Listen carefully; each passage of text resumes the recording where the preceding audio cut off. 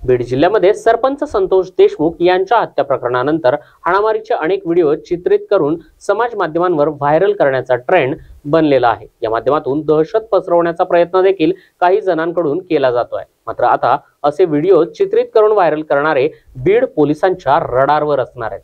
जो व्यक्ती हाणामारीचे व्हिडिओ चित्रित करून व्हायरल करेल त्याला देखील आरोपी करणार असल्याचं पोलीस अधीक्षक नवनीत कावत यांनी यावेळी सांगितलंय। पोलिसांनी घेतलेल्या या निर्णयामुळे हाणामारीच्या घटना आणि व्हिडिओज व्हायरल करणाऱ्याला चाप बसणार का हे पाहणं भविष्यात महत्त्वाचं असेल।